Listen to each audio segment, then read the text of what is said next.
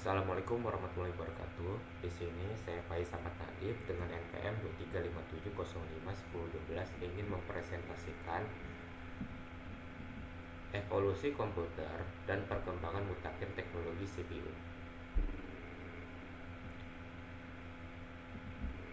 Di sini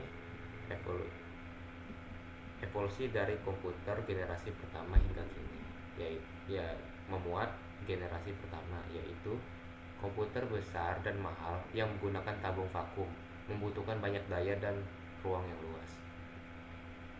Yang kedua, komputer menggunakan transistor, lebih kecil, lebih murah, dan lebih andal daripada generasi pertama.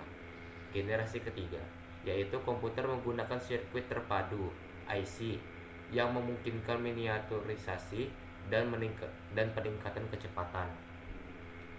Selanjutnya ada perkembangan teknologi CPU dari prosesor sederhana ke prosesor canggih. Di sini memuat prosesor sederhana, yaitu prosesor awal hanya mampu melakukan tugas dasar seperti perhitungan dan kontrol sederhana. Selanjutnya ada prosesor serbaguna, yaitu prosesor generasi berikutnya dapat menjalankan berbagai aplikasi dan sistem operasi kompleks. Selanjutnya ada prosesor canggih.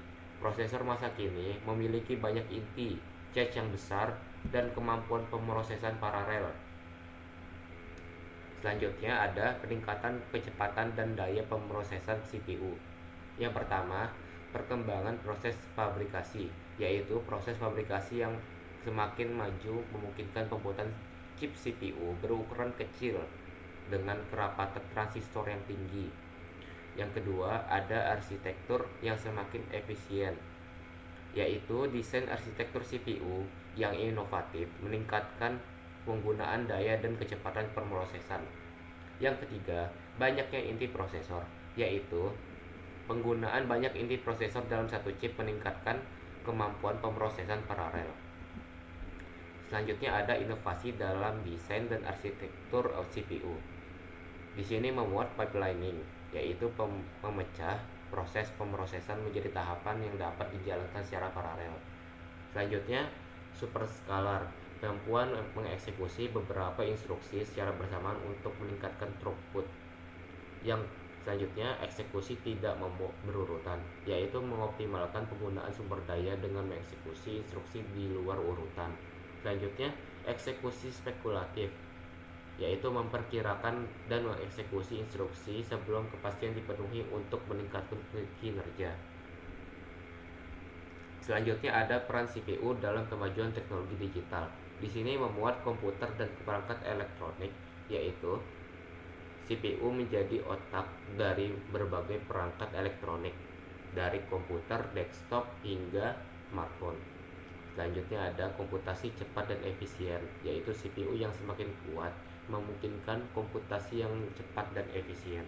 Selanjutnya ada penggerak inovasi teknologi, yaitu kemampuan CPU menjadi dasar bagi perkembangan berbagai teknologi digital mutakhir. Selanjutnya ada memungkinkan era digital, yaitu peran sentral CPU memungkinkan munculnya era digital yang mengubah cara hidup manusia. Selanjutnya ada tantangan dan tren terkini dalam teknologi CPU. Yang pertama ada konsumsi daya, membutuhkan inovasi untuk meningkatkan efisien daya pada chip CPU yang semakin kecil. Kedua, peningkatan panas, penanganan panas yang semakin tinggi akibat densitas transistor yang semakin tinggi.